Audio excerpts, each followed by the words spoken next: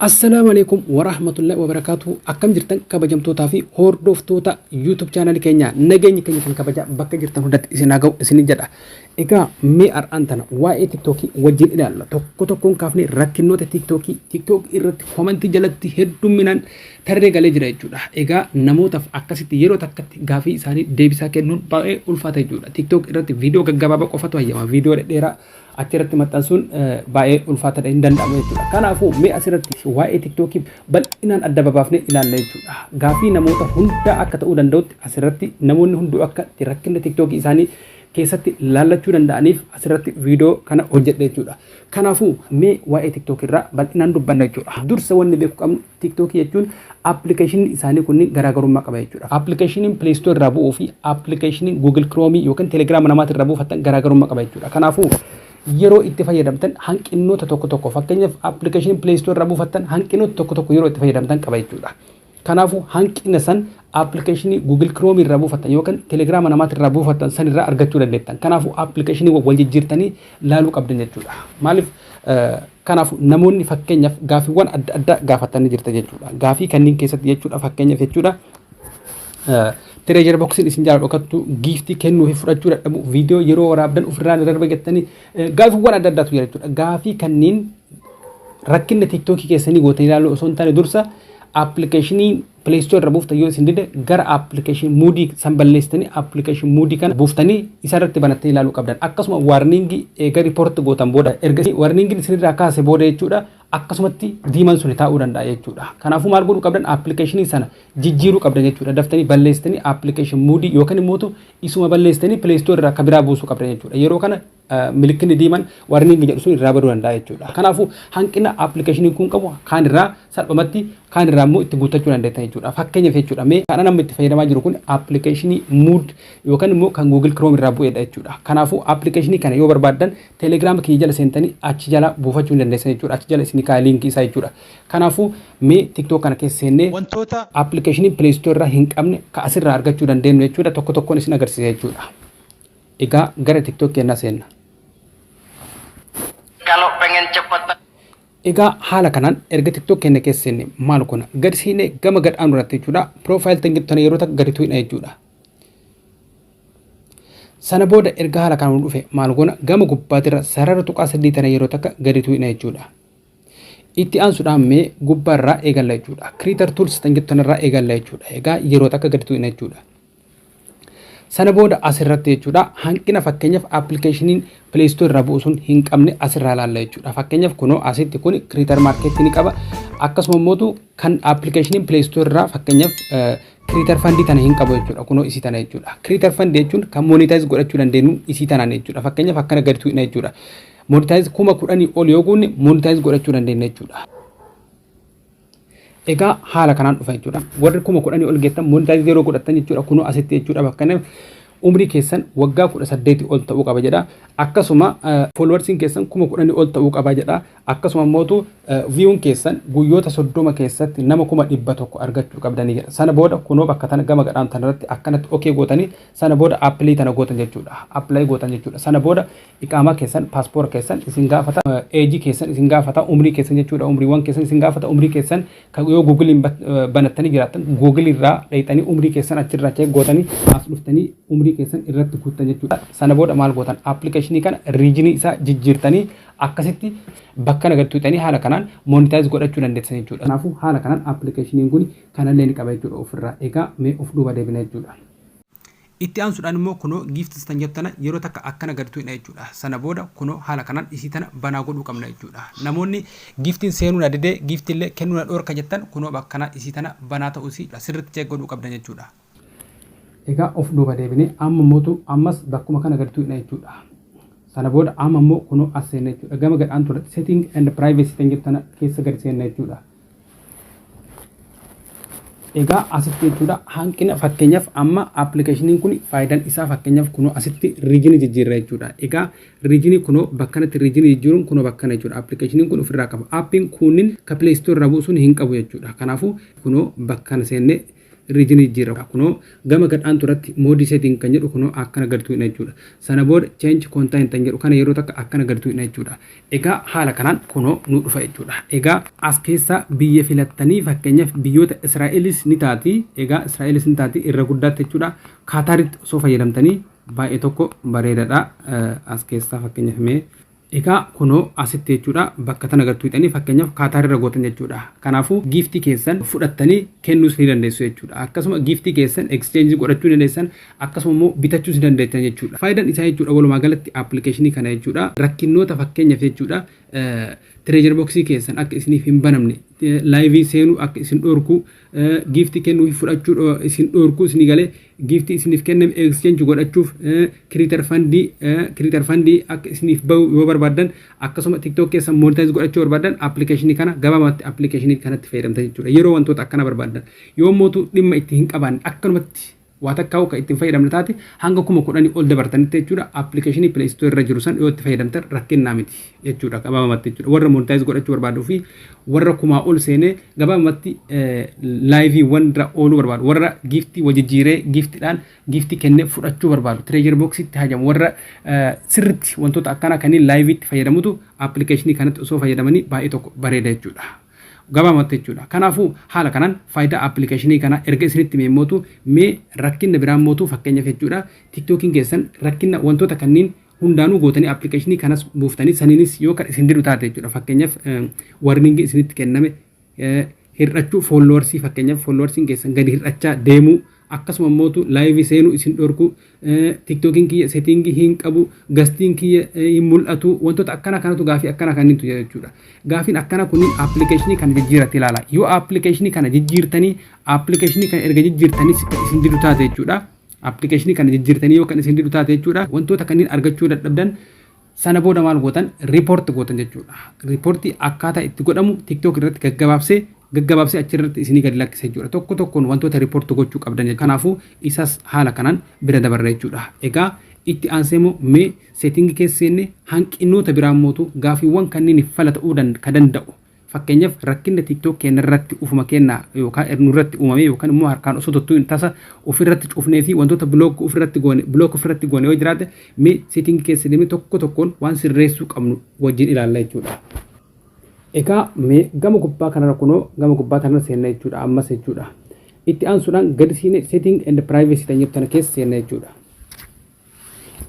Egaa mee gubbaa irraa dafnee jechuudha settingiiwwan kanneen keessaa wantoota gaafii isinitti ta'uu danda'u wantoota rakkinna TikTok keessan irra ga'u irra guddaatti as keessa jira jechuudha. Kanaafuu kanneen keessa ilaalla jechuudha. Mee dafee tokko tokkoon isin agarsiisa jechuudha. Egaa gubbaa irraa manage account tan jettan keessa yeroo takka gadi seenna jechuudha. Egaa bakka kanatti kunoo change phone number bakka jedhu kana lakkoofsa yoo keessaa hin qabaanne isin TikTok keessan irraa lakkoofsa yoo hin qabaanne bakka kana gadi tuquudhaan lakkoofsa keessan itti galchitan jechuudha. Yoo dura keessaa hin qabaanne jechuudha. Yoo immoo lakkoofsa keessaa qabaatanii lakkoofsi keessan osoo keessa jiru jechuudha lakkoofsi keessan isin jalaa bade hin argattan ta'e bakkuma kana akkana gadi tuqxan jechuudha. Sana booda lakkoofsi keessan fakkeenyaaf lakkoofsa amma haaraa uf biraa qabdan kana itti jijjiiruu barbaadan jechuudha. Yoo fakkeenyaaf change phone number kan jedhu kana yoo gadi tuqxan koodiin kan isiniif ergamu lakkoofsa keessan qabade san irratti jechuudha. Kanaafuu hin ta'u jechuu hin danda'amu. Maal gootan gadi siixanii gama gadhaanu kanarratti aanliink kan jedhu kana gadi tuqxan jechuudha. Aanliink yoo gootan liinkii isaa as keessaa balleessanii jechuudha lakkoofsa sana jechuudha. Sana booda lakkoofsa haaraa ka amma kana itti galchitaniit sana booda liinkii miseejiin lakkoofsa keessan ka amma itti galchitan kanarratti isin dhufa jechuudha. Lakkoofsa keessan kan amma isin ergame lakkoofsa keessan kan amma itti galchitan irratti isin dhufa jechuudha. Sana booda lakkoofsa keessan koodii sana itti galchitanii lakkoofsa keessan itti jijjiiratan jechuudha. Salphumatti jechuudha. Kanaafuu haala kanaan lakkoofsa keessan jijjiirachuu dandeessan. Akkasuma immoo email keessan fakkeenyaaf Gmail keessan warri keessaa hin qabne lakkoofsa qofa warri banatanii yoo jiraatan bakka kana kunoo Gmail bakka jedhu kana bakka email kunoo bakka email jedhu kana akkana gadi tuqxanii jechuudha. Asumatti Gmail yoo hin qabaanne Gmail keessan itti galchitan jechuudha bakkuma tanatti jechuudha. Yoo Gmail hin qaban haala kanaan isin dhufu jechuudha. Gmail keessan qofa itti galchaa jedhee bakkee isiniif kenna jechuudha. Lakkoofsa soo itti galchaa isin barbaadan lakkoofsas bakkee isin gaafata jechuudha. Kanaafuu bakka kana amma asitti anaan change Gmail naan jedha waan irraa qabuuf change godhi naan jedhe yookaan aanliink godhi yookaan keessaa balleessi yookaan itti jijjiiri naan jedhe. Kanaafuu ani itti jijjiiru keessaa balleessu hin barbaadu keessaa qaba waan ta'eef isin immoo keessaa hin qabda waan ta'eef haala kanaan isin dhufu osoo hin taane email itti galchi jedhee qofa isin dhufa jechuudha. email qofa add itti godhi jedheef isin dhufa jechuudha. Yeroo san email keessan gmail keessan kan mobile keessan irraa amma qabdan jechuudha. Ka dalagu itti gootan sana booda koodiin keessan gmail irratti isin dhufa. Sana booda dhayxanii koodii keessan gmail irraa fuutanii itti galchitan jechuudha. Salphumatti gmail keessan email keessan itti galchitan jechuudha. Gabaabumatti jechuudha. Lakkoofsa keessan itti galchitan jechuudha. Sana booda waa takka dubbiin hin jiru. Erga isa itti galchitanii booda as keessaa ni baana jechuudha. Gabaabumatti jechuudha. Haala kanaan jijjiirattanii jirtan jechuudha. Lakkoofsa keessan itti galchitan email keessan itti galchitan jijjiiruu soo barbaadan change gootan lakkoofsa jijjiiruu barbaadan haaluma reef sinin jedhan jechuudha. Kanaafuu as keessa ammas ni baane uf duuba deebina jechuudha. Egaa amma mootu gadi siinee mee itti aansine privacy ga jettu kana ilaalla jechuudha. Egaa asittis gaafiin namoota hedduu ni jira jechuudha. Egaa maal goota seetan bakka kana kunoo private account jettu kana check gootan jechuudha. Haala kanaan cufaa ta'uu qaba. Namoonni gariin akkan achi bananii gamas achi banamee magariisa ibsan jechuudha. Magariisa ibsu jechuun TikTokin keessan namoota bira akka hin geenne namoota hedduu bira akka hin geenne ukkaamee ta'a jechuudha. Akkasuma viidiyoon keessan bakka tokko gahuu hin danda'u jechuudha. Kanaafuu irra guddaatti isii tana check godhuu qabdan. Namoonni gaafii hedduu gaafattan bakka kana check godhaa dursa TikTok keessan keessa seenati. Kanaafuu bakka kana sirriitti akka check gootaniif jechuudha. Itti aansuudhaan suggest your account to others tan jettanii yeroo akkana gadi tu'ina jechuudha. Egaa haala kanaan fakkeenyaaf kontaaktii Facebook friend kanneen guutumaan guututtu haala kanaan akkanatti banaa ta'uu qaba jechuudha. Kunniin jechuudha. Gabaabumatti hundi isaatu haala kanaan banamuu qaba jechuudha. Rakkoo hin qabu yoo baname jechuudha. Namoota bira akka hiriyoota Facebook irraa qabdanii fi namoota kontaaktii keessan lakkoofsota keessan qaban bira akka isiniif gahu jechuudha. Kunis akkasuma haaluma saniin seensi kontaaktii keessan bira akka isinii gahu barbaadanii namoota isin bira gahu folloo akka isin gaafatan yookaan folloo akka gootaniif isin gaafatuuf isin barbaadanii jedha dandeessan jechuudha. Egaa of duuba deebine ammas gadi siine kunniin haaluma kanaan deema. Egaa haaluma kanaan gadi siina mee gadi siina jechuudha. Egaa asitti download kan jedhu kunoo bakka kana jechuudha. Downloads kan jedhu kana akkana gadi tu'ina jechuudha. Egaa downloads jechuun viidiyoowwan keenya ka TikTok irratti gadi lakkifnu namoonni akka download goonu hayyamamoo hin hayyamtu jechuudha. Gabaabumatti yoo kana irraa akka cufnu taate viidiyoo keenya namni tokko download godhuu hin danda'u jechuudha. Yoo banaa goone immoo namoonni download godhatanii olii gadi share godhuu danda'an jechuudha. Bakka barbaadan haa facaasan. Kanaafuu irra guddaatti banaa ta'ee namoonni download godhatan irra bareedaadha jechuudha. Gabaabumatti jechuudha. TikTok keessaniif ni guddata jechuudha. Beekamtii argatan jechuudha. Akkasuma immoo gadi siixanii kunoo comments kan jedhu kana yeroo takka akkana gadi tu'ina jechuudha. Check goona jechuudha. As keessa seenne egaa TikTokin keessan asitti jechuudha. Irra guddaatti jechuudha. Kunoo gama gubbaatti irra everyone bakka jedhu kana ta'uu isaa check godhuu qabdan jechuudha. Yoo everyone gubbaa kanarra hin jiru ta'ee jechuudha. TikTokin kiyya commentiin isaa na jalaa hidhaa jira. Commentiin kiyya hidhamee jira. Namoonni baay'een waan akkasiin dubbatan jechuudha. Kanaafuu TikTokii keessan commentiin isaa haala kana hidhamuu danda'a. Gadi siqee fakkeenyaaf no one kan jedhu kan yoo ta'e TikTokin keessan commentiin TikTokii keessan irratti isiniif dhufu jechuudha. Hidhaa jira jechuudha. Nam tokko commentii isinii godhuu danda'u jechuudha.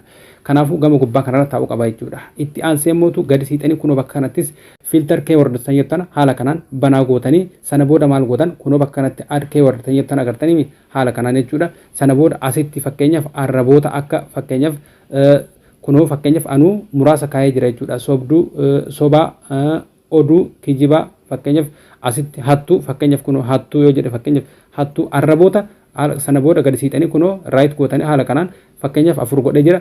Egaa arraboota namni isin arrabsu TikTok irratti yeroo isin viidiyoo gadi lakkifte yookaan yeroo isin live seentan jechuudha. Namoonni arraba baay'ee isin arrabsan jechuudha. Arrabni isaan commentiin isin arrabsan suni namoota biratti hin mul'atu isin qofatu arga jechuudha. Eessatti argitanii kunoo bakka kan dhufa jechuudha. Gama gadhaan irratti review filter comment tayyotana akkana gadi tu'ina jechuudha. Kunoo as keessatti walitti qabama jechuudha.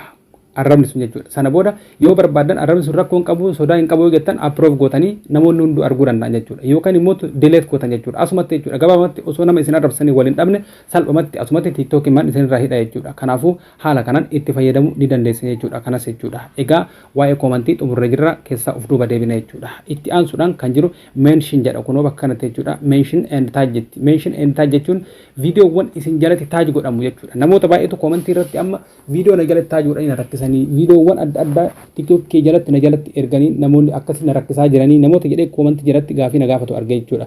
Kanaafuu inni sun yoo kan hin barbaanne taate gadi siixee namoonni isin jalatti taaj godhu san yoo kan barbaanne taate namni taaj isin jalatti godhu suni TikTok keessan jalatti ergatee achi jalaan followers fi akkasuma mootu like barbaada jechuudha. Kanaafuu kun rakkoo guddaa hin qabu yoommoo hin barbaadan ta'e kunoo bakka kana jechuudha. No one tan jettan dagadduudha jechuudha. Sana booda nam tokko isin irratti erguu hin danda'u jechuudha. Isin daffaruu hin danda'u jechuudha salphumatti jechuudha. Kanaafuu kunis haala kanaan check godhuu dandeessan jechuudha. Itti aansuudhaan immootu amma immootu gadi siina jechuudha. Following list kan jedhu kana following listiin kunoo bakka kanatti jechuudha. Inni kun immootu following listiin followers keessan fakkeenya followersiin keessa yoo xiqqaate yookaan immoo namatti mul'ifachuu yoo hin barbaanne yookaan immoo guddaas ta'e namatti followersii keessa namni akka isin jalaa akka hin agarre meeqa akka qabdan akka namni isin jalaa hin agarre barbaadan gama gad aanu kanarratti kunoo only miita hin gattan agartuu ta'an jechuudha. Sana booda isin qofatu followersii keessa meeqa akka ta'e beeka nam tokko beekuu danda'u jechuudha.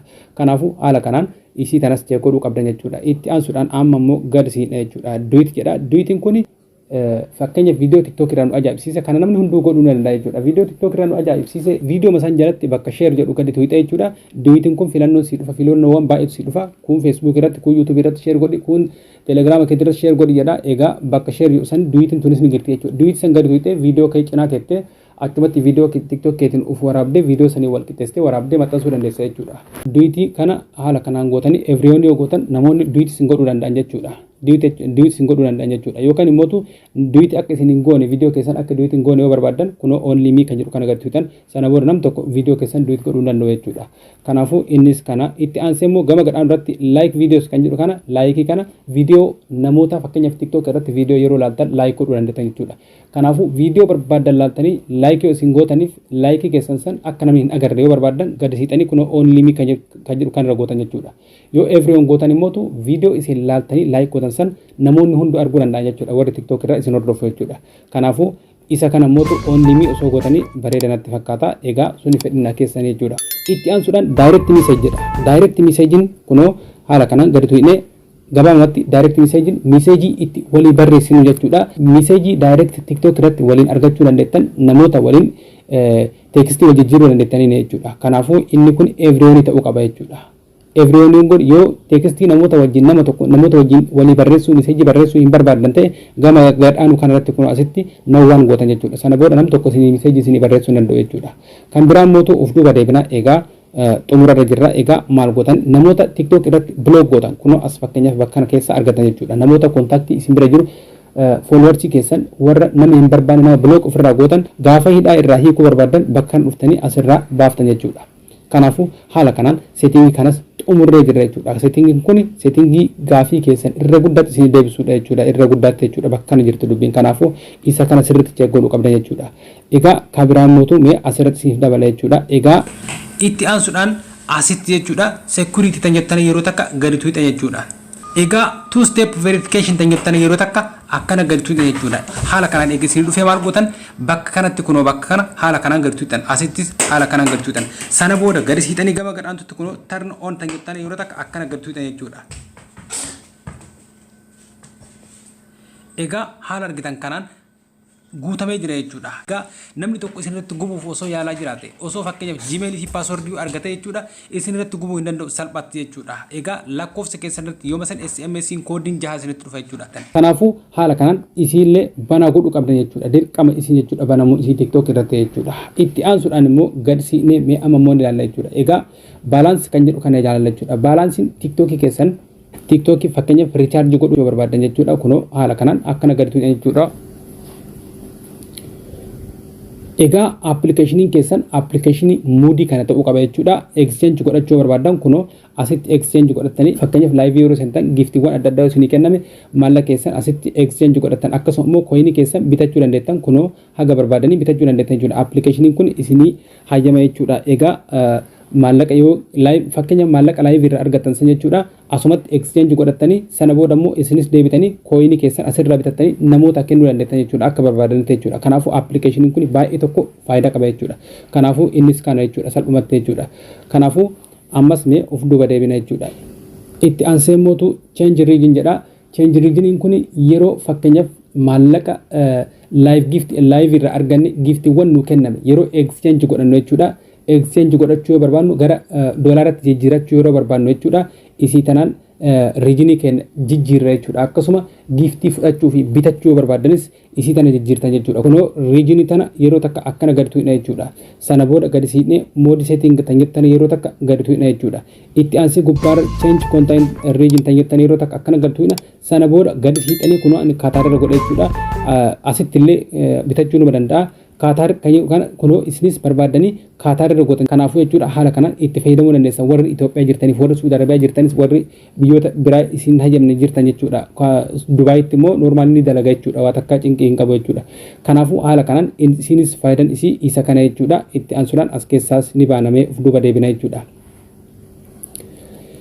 Egaa itti aansuudhaan akkana gadisiidha jechuudha. Egaa gadisiidha kuno bakka kanatti jechuudha free app space tan jettana egaa isin tuni TikTokin kenna follow na godhude akkasuma yoo namoonni follow na godhan ofirraa darba anas akka follow hin goone na godha akkasuma mootu video fe'uuf yeroo waraabu jechuudha video kiyya ofirraa na deebisa na waraabu dida akkasuma mootu live seenuu na dhorka ofirraa na deebisa warri jettan video keessan space isaa bakka kanatti jechuudha TikTok keessan space isaa bakka kanatti clear godhuu qabdan jechuudha fakkeenyaaf kuno bakka kana keessa hintanii akkana yoo gadi tuutan jechuudha kuno space isaa haala kanaan kiyya xiqqaadha keessan kana ol ta'uu danda'a jechuudha kanaafuu maal gootan gama gubbaatti irra kuno isiitan akkanatti clear gootan jechuudha kuno haala kanaan clear gootan isa kanas clear gootanii qulqulleessan jechuudha kanaafuu 0 megabyte irra deeftan jechuudha sana booda TikTok keessan akka barbaadetti bakka ofii barbaade ga'uu danda'a jechuudha akkasuma follow isin godhuu danda'a namoonni follow isin godhuu danda'a video haga barbaadan irratti fe'uu dandeettan yeroo waraabdanis ofirraa isin deebisu jechuudha kanaafuu warri akkasiin godhe suni isii tana check godhuu qabdan TikTok keessan irratti jechuudha itti aansuudhaan immoo bakka kanatti kunoo